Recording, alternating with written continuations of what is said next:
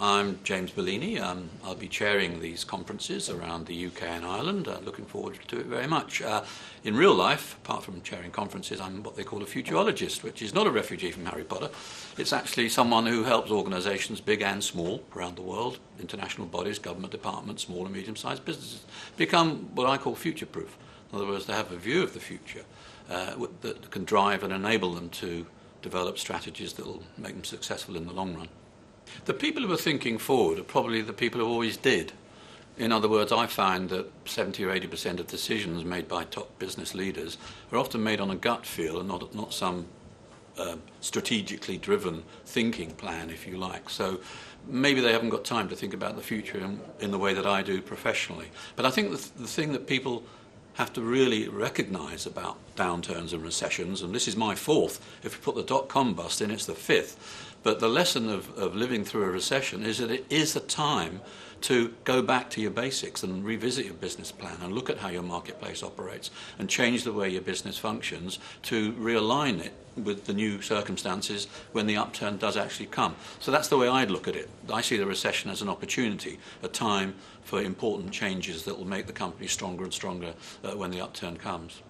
What is a future-proof company? A future-proof company for me is a company driven and led by people who think about the future and see their company, their business, within the context of where things are moving in 3 to 4 to 5 years' time. And that means really keeping up with the literature, keeping up with the trends that really affect your marketplace and your business in the years to come. I mean, take one issue, demographics. You know, what are the opportunities of an ageing society? Because there are opportunities.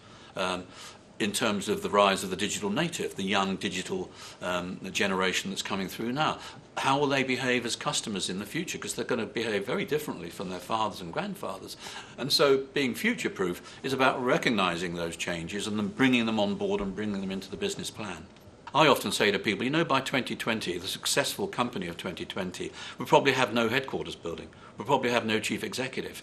They'll probably have a tenth of the fixed assets they have today. They'll be run remotely, they'll be run through mobile technologies and so on, and that's the way of the future for probably 70 or 80% of businesses. So if you don't get on the train of new technologies and change the way your business works, then you're going to miss the stop. And by the way, the time to get on that train is right now. I think we will get back to the way of collaboration that we had before the rise of factory industry, which actually crammed people into single buildings and after that into offices as well. I think we're moving through that.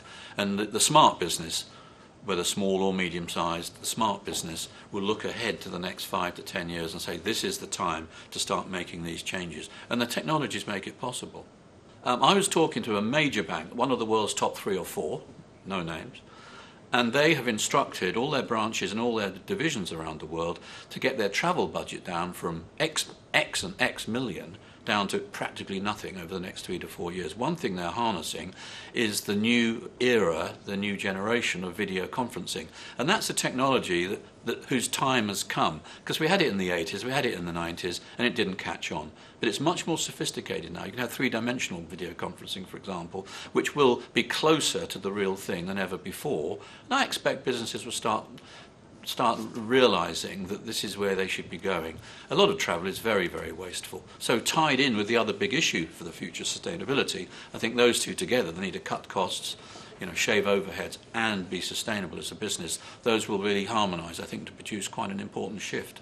One sort of innovation in these conferences is the live case study, and I'm very pleased to see it because often conferences can be very formulaic. Just have an agenda, loads of speakers, everyone sits there taking notes, a few questions and answers, and they all go home. I think people increasingly go to conferences because of the face-to-face element, which is increasingly, as we all realise, being removed by technological opportunities. We don't have to meet each other so much. So I think people will welcome this. So it's the networking, it's the face-to-face, but also this is a sort of super-duper networking, because I think what's going to happen is we will select one of the delegates, and that delegate's company will become, if you like, the guinea pig for this live case study exercise, and the lessons, all the other delegates will act in a teamwork basis to bring together some of the learnings and lessons of the day to give that particular guinea pig company, if you like, a set of ideas that will make a real difference. So that really, to me, is what the live case study exercise is about, and I'm looking forward to that. Business people have to understand that Recessions, downturns are a time of opportunity. Few people remember that Silicon Valley was born in the depression of the 30s, when one man called Mr. Packard met another man called Mr. Hewlett, and they set up a business in a garage. Downturns are a time of opportunity. It's a time to revisit the business, look at how it operates, look at its strengths and its weaknesses, and pick out the trends on the upturn of which they can take advantage and build a better business out of it. Those who fail to do that are going to go to the wall. And I welcome the opportunity to meet a large number of small and medium-sized enterprises, the backbone, after all, of our economies, where most of our innovation comes from. And I'm looking forward to attending and chairing these conferences both in the UK and Ireland, and I hope people are going to sign up.